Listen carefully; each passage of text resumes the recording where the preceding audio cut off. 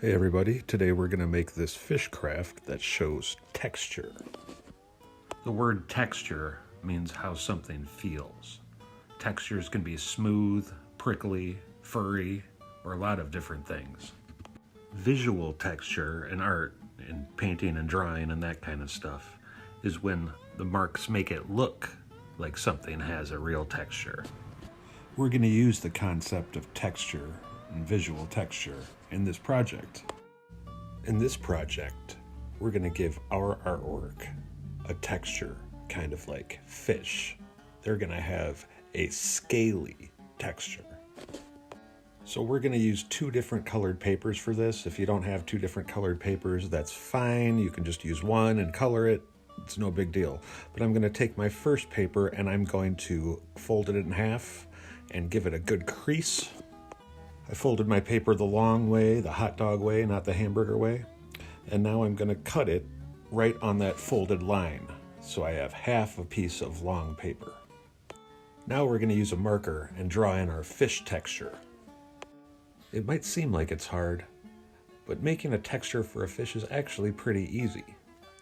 It's just kind of half circles or sideways letter U's. You're going to continue doing this until you fill up the whole half piece of paper. I'm using markers, but use whatever you got.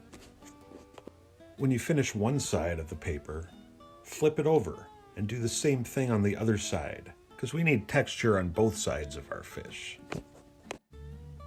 Now, grab your other sheet of paper, your other color, and fold it in half and cut it apart too. If you don't have another color of paper, that's fine. You can just use the other half of the first color you used and just color it a little bit differently, and that'll work fine. But if you do have two pieces, it's kind of fun to do something like that. And you can cut your paper in half after you fold it the same way we did before. Now on the end of your long piece of paper, we're going to draw the fish head. It can go from the corner to the corner. Just kind of make another half circle again.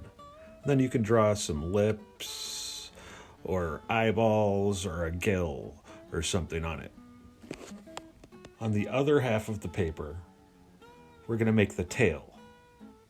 Now start kind of in the middle of the end of the paper, and the tail can stretch from one side to the other. So we're going to make a tail on the other side of the paper for our fish.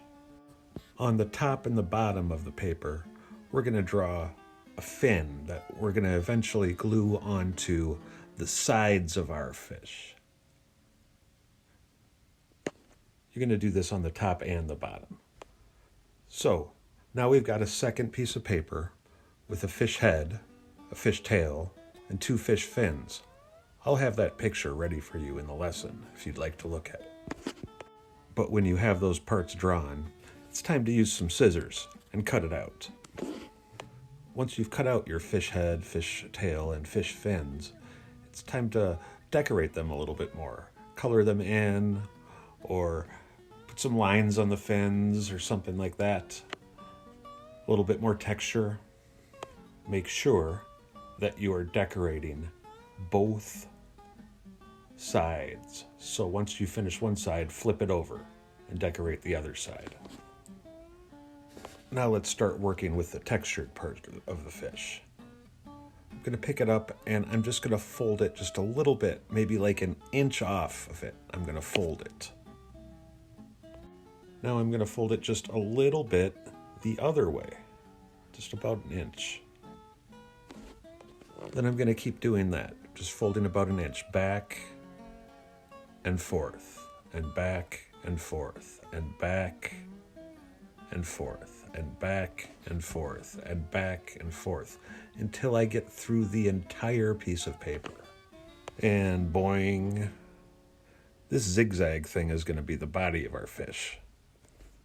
Using my glue stick, on one end, I'm going to glue the head of the fish.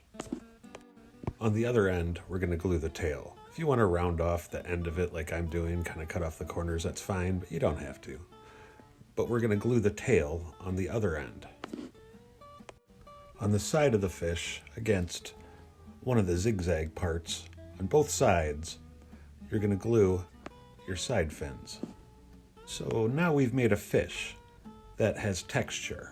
It has visual texture because we drew in the scales, has actual texture because we can feel those zigzags we folded in. Now this can be done right now, but if you have it, maybe you could put on some pipe cleaners or a piece of string so you could hang it from something, like I did, my ceiling fan. I hope you like it.